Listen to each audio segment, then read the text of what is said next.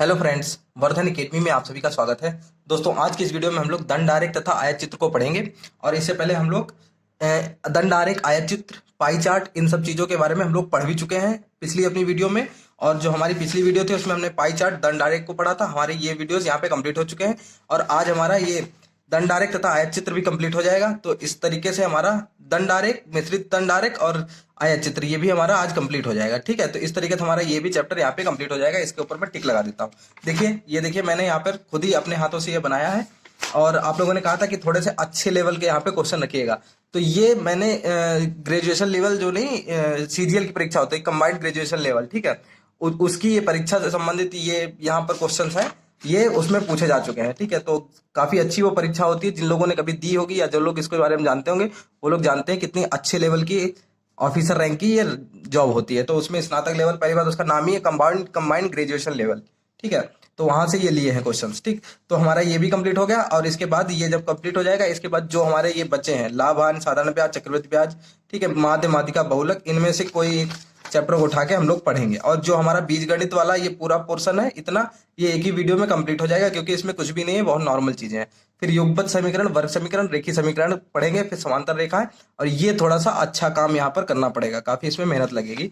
तो उम्मीद है कि ये 15 दिन के अंदर इसको मैं खत्म कर दूंगा। ठीक है, ये पूरा जो सिलेबस है आपका वो पूरा कंप्लीट हो जाएगा 15 दिनों के अंदर। और साइंस के लिए आप लोग काफी कह रहे हैं, तो उसके ऊपर भी मैं वीडियो बनाने वाला हूँ। और मैं जो परिषदीय विद्यालय की जो बुक्स हैं उनको मैंने देखा है, उनके ऊपर मैंने सुबह वीडियो भी बनाई है, उसको आप लोग देख लीजिए कि कौन सी बुक्स पढ़नी चाहिए और किस तरीके से पढ़नी चाहिए। तो उसमें मैंने साइंस के लिए बताया कि बिल्कुल हूबहू जो सिलेबस है, बिल्कुल उनकी जो परिषदीय 6 to 8th बुक है उसमें बिल्कुल वही सारी चीजें दी गई हैं चैप्टर वाइज। तो आप लोगों को अगर अच्छी लगे तो कमेंट में हमें उसको पहले देख लीजिए और कमेंट बॉक्स में हमें जरूर बताइए कि क्या मैं वो स्टार्ट करूं कि नहीं। जैसा आप लोगों को लगे वैसा मुझे बता दीजिए। अगर आप लोग कहेंगे तो साइंस में इसलिए स्टार्ट कर रहा हूं क्योंकि मैंने उसको देखा है, मैं उसको पूरा भी करा सकता हूं 15 दिन के अंदर। ठीक है, उसको 15 दिन के अंदर कंप्लीट करा सकता हूं। और पहली वीडियो जो होगी उसको आप लोग देखिएगा, और अगर आपको अच्छी लगे तो हमें आगे बताइएगा, तो मैं उसको कंटिन्यू रखूंगा, नहीं तो फिर कोई बात ही नहीं। ठीक है, तो हम लोगों का मैथ स्टार्ट रहेगा। ठीक है, तो चलिए आज की वीडियो स्टार्ट करते हैं और देखते हैं क्वेश्चन किस प्रकार से आए। पहले देखिए आयत चित्र। अब आयत चित्र मैंने इसमें इसलिए रख लिया है, इसमें कहीं पर भी आयत चित्र नहीं लिखा है, लेकिन देखिए यहाँ पर लिखा है दंड चार्ट और यहाँ लिखा है दंड आरेख। ठीक है, तो मैंने ये सोचा कि हो सकता है इन्होंने आयत चित्र की जगह धोखेज कर दिया, क्योंकि आयत चित्र में देखिए ऐसा फिगर बनता है। ठीक है, आयत चित्र में ऐसे बनता है और दंड आरेख में ऐसे। देखिए, दंड आरेख में सारे अलग अलग हैं और इसमें देखिए सारे एक में जुड़े हुए हैं। तो मैंने सोचा कि हो सकता है आयत चित्र से भी क्वेश्चन आ जाए, इसलिए मैंने इसको भी ये क्वेश्चन यहाँ पे रख लिया है। इसको भी देख लेते हैं। बहुत इजी होता है, जिनको आता है उनके लिए काफी इजी है, नहीं समझ में आता है तब दिक्कत होती है।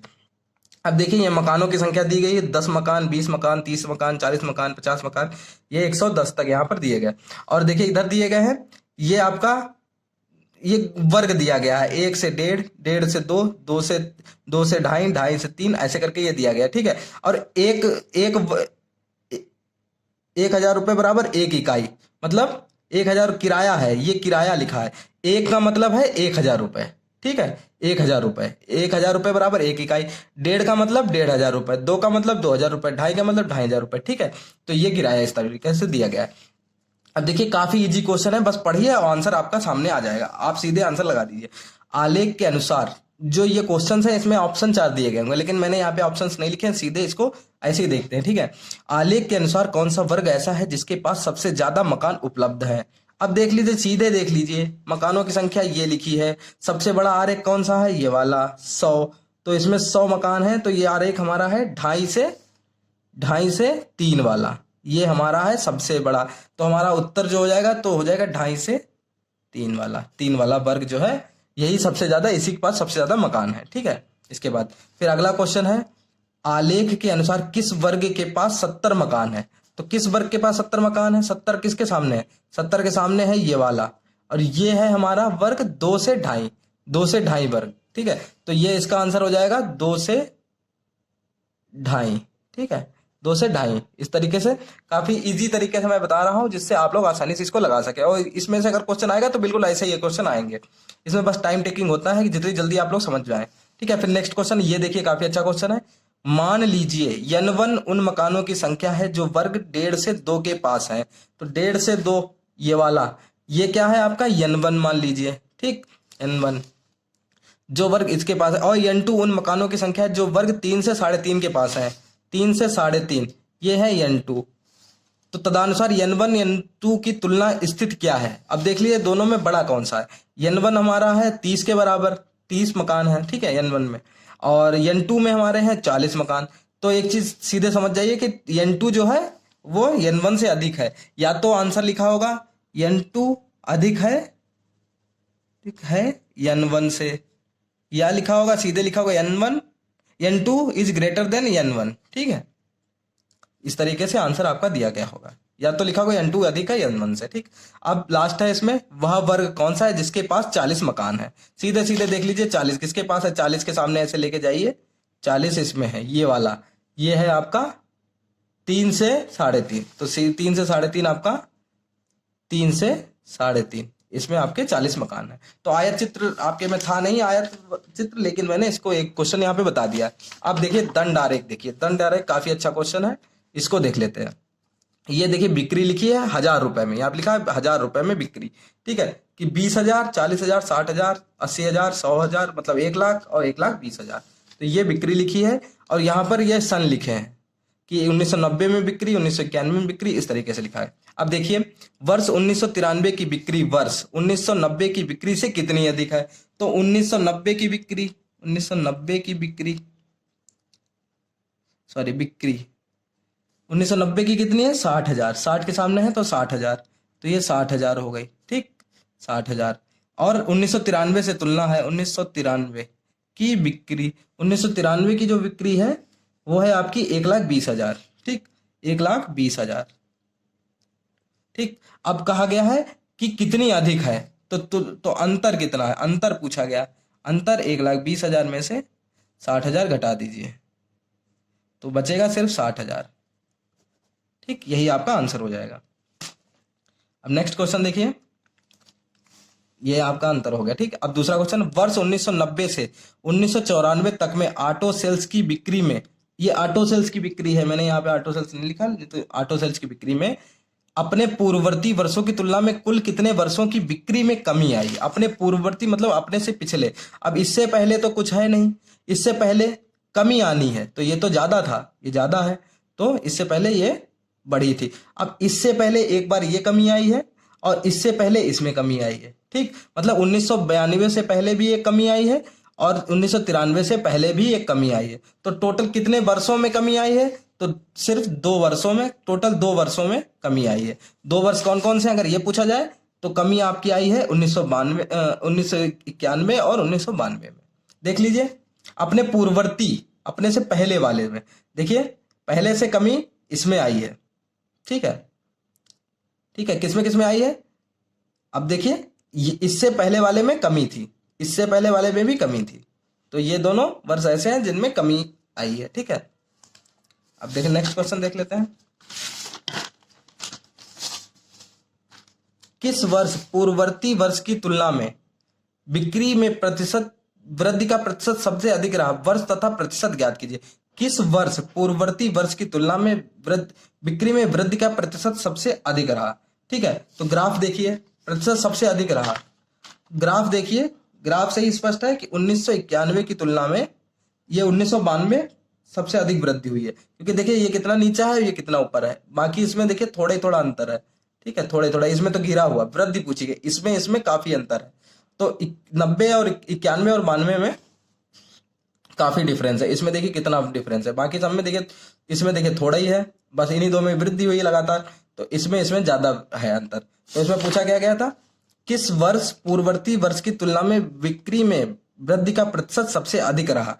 वर्ष तथा प्रतिशत ज्ञात कीजिए। तो वर्ष तो हमें पता चल गए हैं,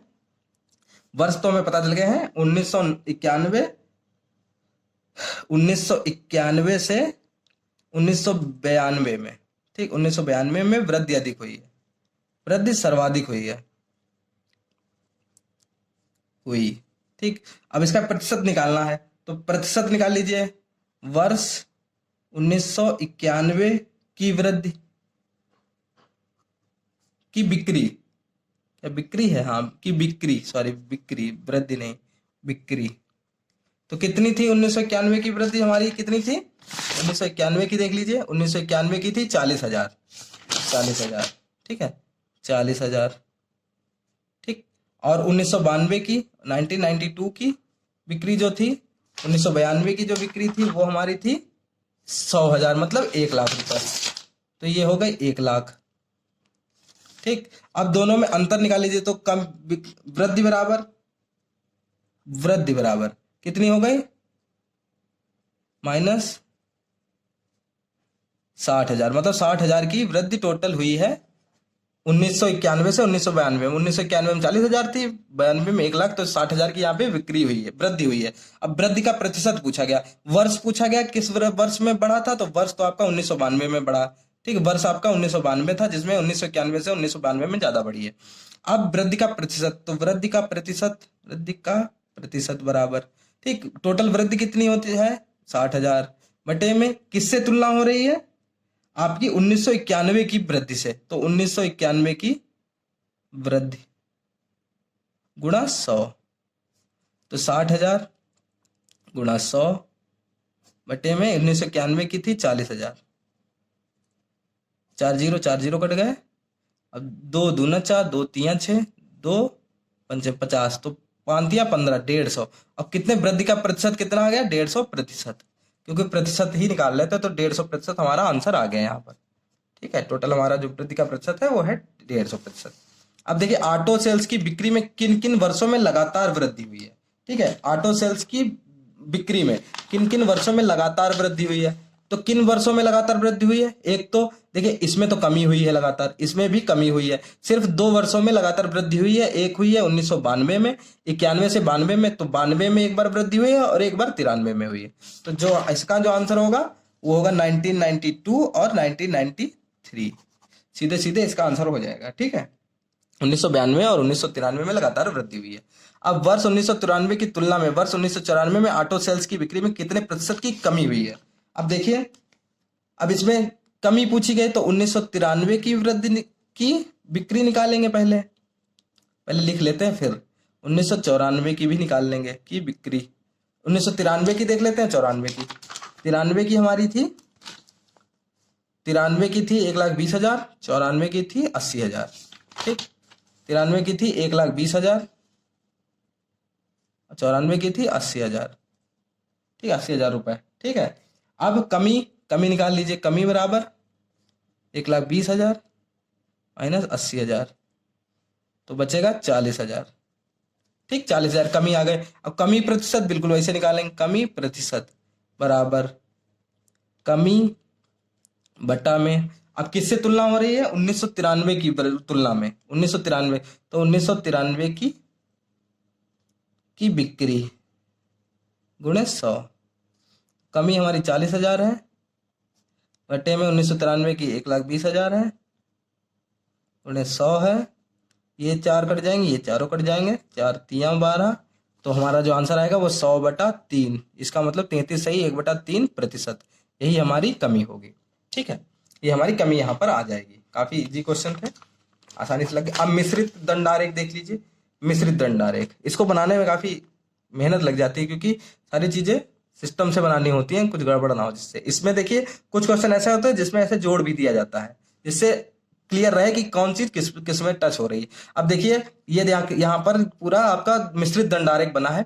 ये जो है ग्राफ, ये है चावल, जिसमें लाल लाल है, ये है सब चावल वाले, और जो बिल्कुल प्लेन है व्हाइट वाले वो है गेहूं, ठीक है। ये राज्य है, ए राज्य, बी राज्य, सी राज्य, डी राज्य और ई राज्य। और उपज है जो लाख टन में, 2 lakh ton, 4 lakh ton, 6 lakh ton, 8 lakh ton, इस तरीके से, ठीक है।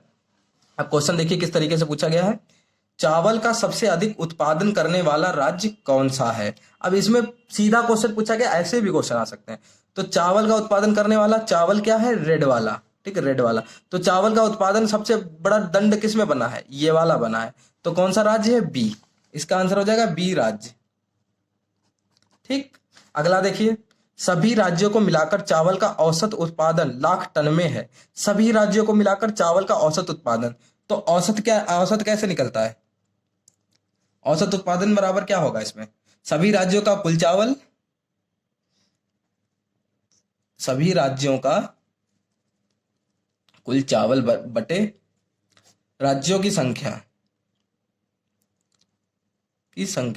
ठीक। तो सभी राज्यों का कुल चावल कितना है? चावल ए में है 80, 8 लिखा है तो 8 ही जोड़ लीजिए, ठीक। 8 प्लस 8 लाख टन है, सीधे 8 लिखिए। बी में है 10 तो 10 लिख दीजिए प्लस में, ठीक है।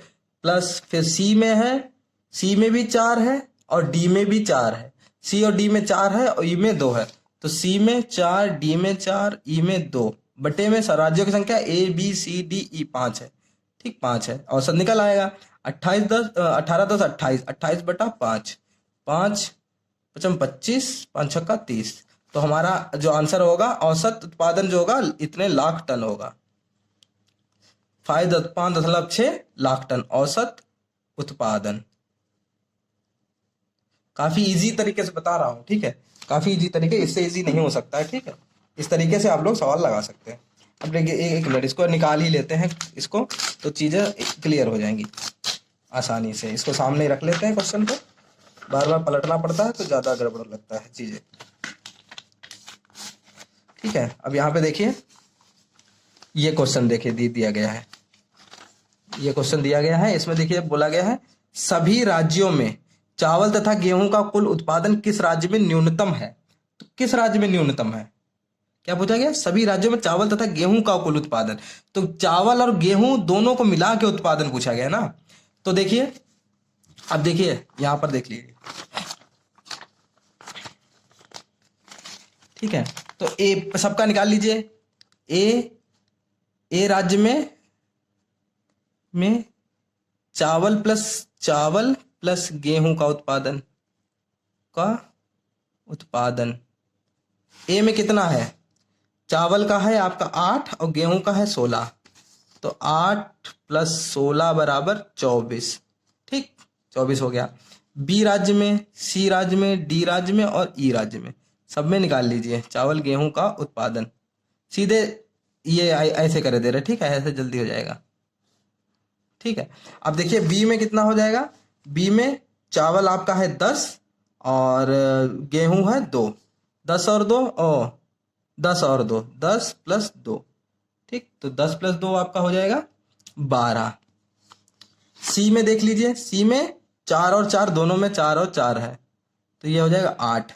डी में आपका 4 और 2 6 हो जाएगा, 4 प्लस 2 यहाँ पर 6 हो जाएगा। देखिए 4 ये है चावल और 2 है आपका गेहूं, और लास्ट है उसमें 2 आपका चावल है और 6 आपका गेहूं है, तो 8। पूछा गया था किस राज्य में न्यूनतम है, किस राज्य में कुल उत्पादन का किस राज्य में न्यूनतम है? तो न्यूनतम क्या है? 6।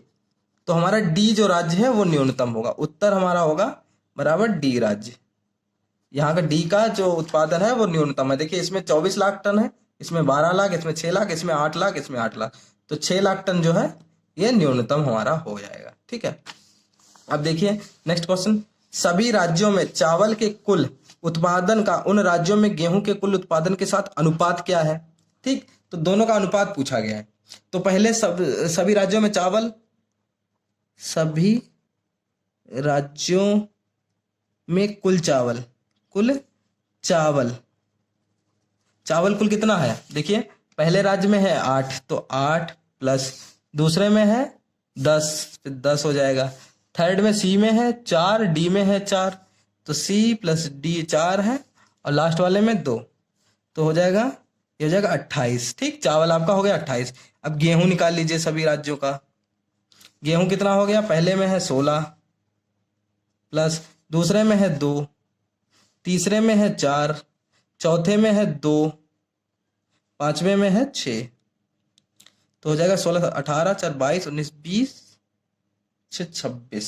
सॉरी यहाँ पर देखते हैं कुछ, यहाँ पे 16 18 18 4 22 24 6 30, गेहूं है हमारा 30, ठीक 23। अब पूछा गया था, क्वेश्चन में था गेहूं चावल के कुल उत्पादन का उन राज्यों में गेहूं के, तो चावल अनुपात गेहूं पूछा गया था, ठीक। तो चावल हमारा था 28, अनुपात गेहूं हमारा था 30। या तो आपका आंसर 28:30 होगा, या तो 2 से भाग कर दीजिए, 2 से भाग करेंगे तो ये 14 बचेगा, 14 दूनी 28 होता है, ये 15 दूनी 30, तो 14:15 होगा, ठीक। इन दोनों में से कोई एक आंसर आपका होगा, या तो ये भी सही है ये भी सही है, ठीक।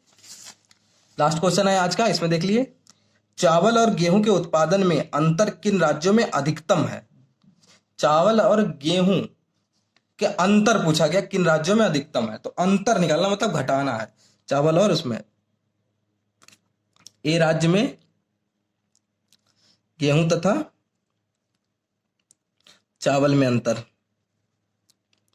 अंतर बराबर, ठीक है, कितना है? ए में है, जो ज्यादा है उसको पहले रखिए, गेहूं है 16 माइनस 8 है चावल, तो हो जाएगा 8। ठीक, ए में 8 है, बी में ऐसे निकाल लीजिए, सी में ऐसे निकाल लीजिए, डी में ऐसे निकाल लीजिए, ई में ऐसे निकाल लीजिए, ऐसे कर दीजिए तो ये आसानी से समझ जाएंगे। बी में अब देख लीजिए अंतर, बी में 10 है चावल, 10 बड़ी चीज पहले, फिर माइनस 2 है गेहूं, तो इसमें भी 8 है, अंतर इसमें भी 8 ही है। जो सी है उसमें दोनों चीज 4 माइनस 4, इसमें कोई अंतर नहीं, 0 ही बचेगा। डी में 4 माइनस 2 है, ठीक है, सॉरी 2 है, ठीक है, और ई में आपका 6 माइनस 2 है, तो 4 है। इनमें पूछा कि अंतर किन राज्यों में अधिकतम है, तो सबसे ज्यादा अंतर किन राज्यों में है? एक तो इस ये है और ए है, बाकी 2 4 0 2 और 4 है, तो 2 राज्य ऐसे हैं ए और बी है जिसमें अंतर अधिकतम है, अंतर अधिकतम है। ठीक, ठीक है, तो ये इस तरीके से हमारे आज जितने भी ये दंड आरेख और मिश्रित दंड आरेख के क्वेश्चन थे वो इस तरीके से हम लोगों ने कंप्लीट कर लिए हैं। अब हम लोग अपनी नेक्स्ट चैप्टर के साथ आएंगे कल, और साइंस के लिए भी जो बातें मैंने बोली हैं वो आप लोग को जैसा लगे आप लोग प्लीज कमेंट में बताइए, वैसा मैं आगे करूंगा, ठीक है। और अगर इस वीडियो से संबंधित कोई भी शिकायत हो तो प्लीज हमें बताएं, ठीक है। और जो भी आपके मन में सवाल हो वो भी आप लोग पूछ सकते हैं। तो दोस्तों आज की वीडियो में सिर्फ इतना ही, मिलते हैं अपनी नेक्स्ट वीडियो में, तब तक के लिए नमस्कार।